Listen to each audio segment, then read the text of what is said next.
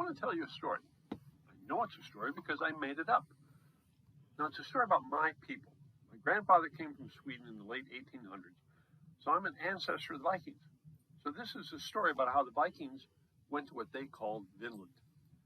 The story is not from the Viking perspective.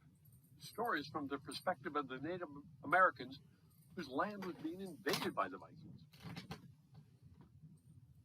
However, I didn't make this story up from scratch. I had two very important sources for my story. The two books are the Vinland Saga and In Search of First Contact. The first source is the Vinland Sagas. Now, this source will give us all the details about the first visit of the Vikings to North America.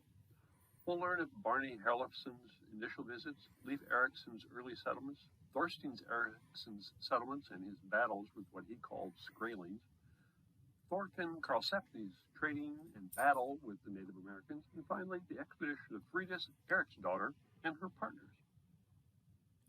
But the goal of this project is not just to tell you what the Vikings did. So many times, history is written by the victors. George Orwell, in 1984, talked about how he who controls the past controls the future, and he who controls the present controls the past. This is true, and it's also very dangerous.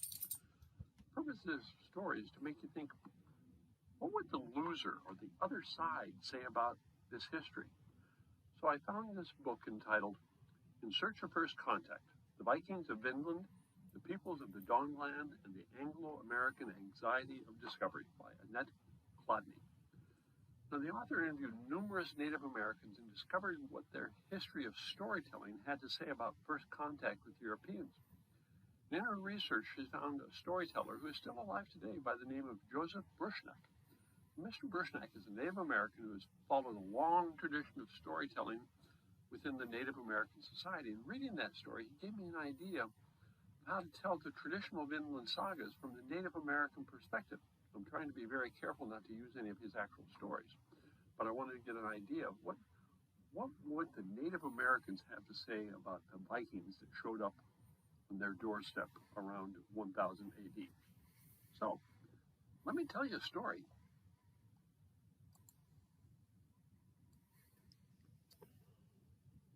To begin our story, let's talk about our initial sightings of the people from the Dawnland.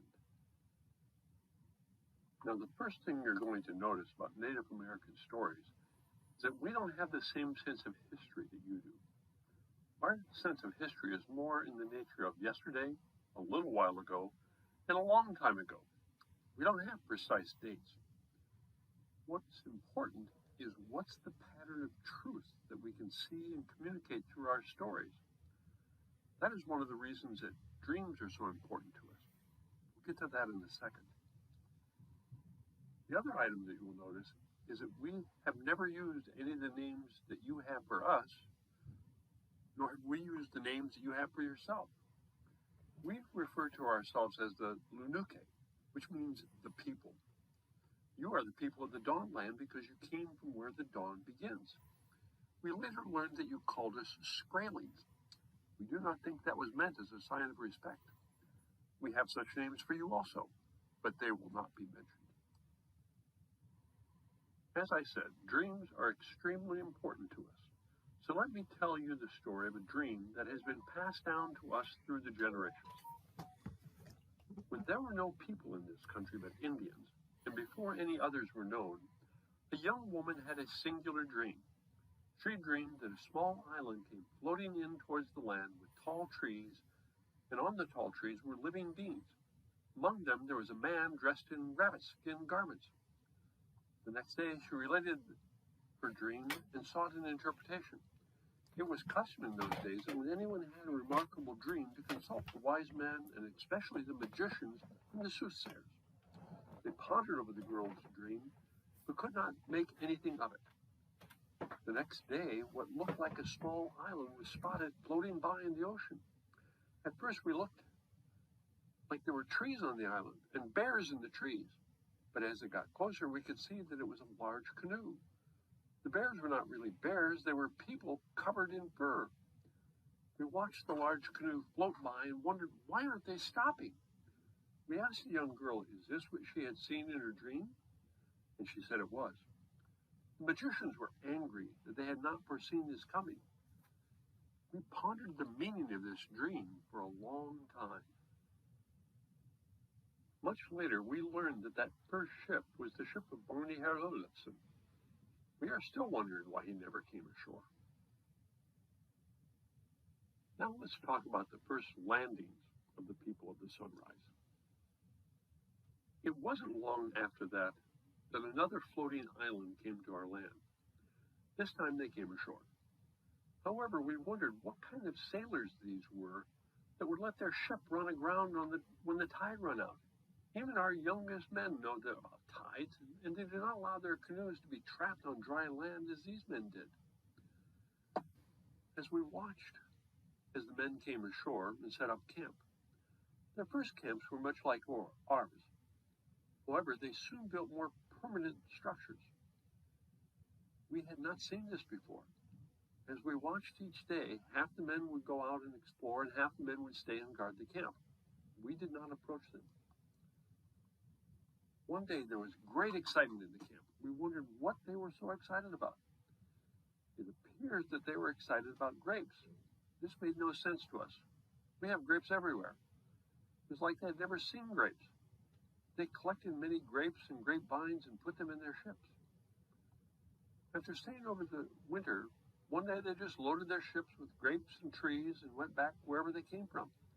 They left their structures behind. Again, this made no sense to us. These were excellent structures. They had spent much time and effort building them. Why would they leave such excellent homes behind? Let me tell you now about our first contact with the people of the Dawn Lands and how that went. The following summer, another large canoe appeared. Only today did we learn that the leader of that expedition was the brother of the leader of the earlier expedition. We found this interesting. They did a lot more exploring than his brother had done. Or they were still fascinated with grapes and trees. They would cut down the trees and put them in their boats to go back where they came from. This made no sense. Don't they have trees where they came from? Cutting down a tree just did not make sense to us. Most of the time, we would just watch the strangers from afar. However, in one of their explorations, they found 9 of our brothers asleep under their canoes, much like the canoes that you see here. One of our brothers managed to escape and told us that these strangers had killed the other 8. Why would they do that? Surprising and killing sleeping men shows no honor whatsoever. Our brothers had nothing that these strangers needed. Their canoes were so much larger than ours. There was abundant game in the area, so there was no need to steal the food from any of our brothers. The brother that escaped said that there was no attempt to communicate. As you will see later, this did not end well for the strangers. Even after this horrible murder of our brothers, we kept watching the people from the Dawnland. They kept coming and going. They would come in late summer, look around. Most of the time it was just men. They would stay all winter, maybe sometimes a couple winters, and then they left with their trees and grapes and grapevines. Once they came over with a group of women as well as men. We were amazed that they found the houses that the earlier groups had built. They also brought with them strange animals that we had never seen before. We would watch as they were apparently taking liquids from these animals and they used it as food. We had never seen anything like that. After watching for a while, we thought maybe we'd like to trade things like we did with other groups. They had marvelous weapons that we would love to get our hands on. They all dressed in furs, and we had lots of small animals and furs, so we thought maybe we could trade pelts for their weapons. We could not understand anything they said, nor could they understand anything we said. So we laid out our pelts and pointed to their weapons. It was obvious that their leaders would not trade weapons. We could understand this. They had brought out pails containing the liquid that they had taken from their animals. They motioned that we should taste it. We did. We had never tasted anything like this in our lives. We happily traded our pelts for this wonderful liquid and the food made from that liquid. We thoroughly enjoyed this and traded freely with the pelts for the food. We thought this was a good bargain because there were wild animals everywhere, but this liquid was was something we had never seen or tasted before. Now let's discuss how the relations between our peoples disintegrated. As you can see by the title of this slide, it did not go well. For a moment, let us return to the group that killed our brothers under their canoes. This was not something that we could let go unchallenged. We watched them from afar and waited until they rested for a meal. We noticed as they were drinking from a stream, our healer put a medicine in the stream that we knew would put them to sleep. It took all afternoon, but they finally did fall asleep. That is when we attacked.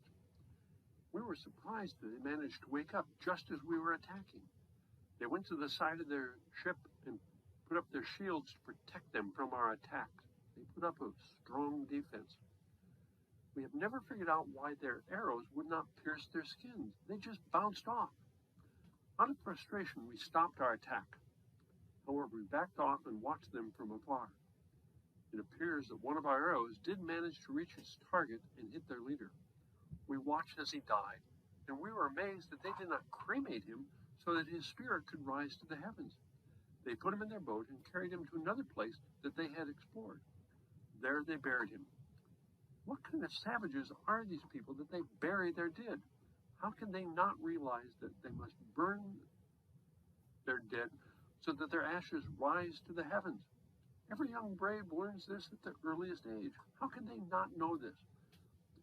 They also marked the spot of his burial with 2 strange sticks and left and went back to where they came from.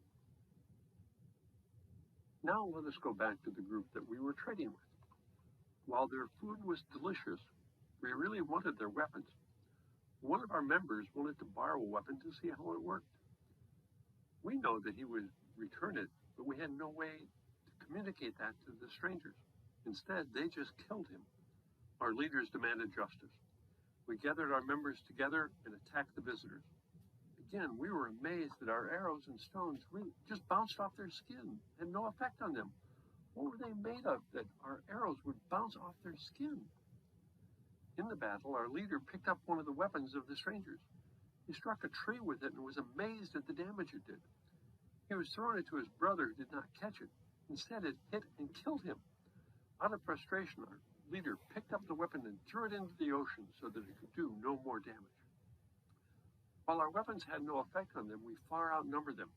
We thought the battle was going quite well until one of their animals charged at us at their command. This was something we had never seen before. This animal was huge and ferocious and made horrible noises. While we thought we could defeat the humans, we had no way to defeat this beast that they seemed to command. We retreated. However, we kept them under observation. The last battle that we had with the strangers was the oddest of all.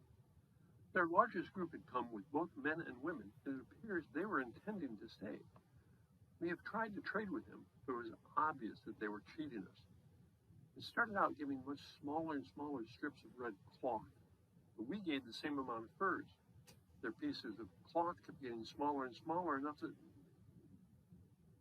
was enough. These people had to go. So we gathered our forces and attacked them one last time. We had them trapped against a cliff when one of their women, who was about to be captured, grabbed a sword of one of their fallen members, bared her breast, slapped her breast with the sword, and was ready to offer combat.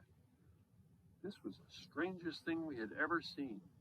This is not the way women should behave. We took such pity on them for letting a woman do their fighting for them that we left the field of battle.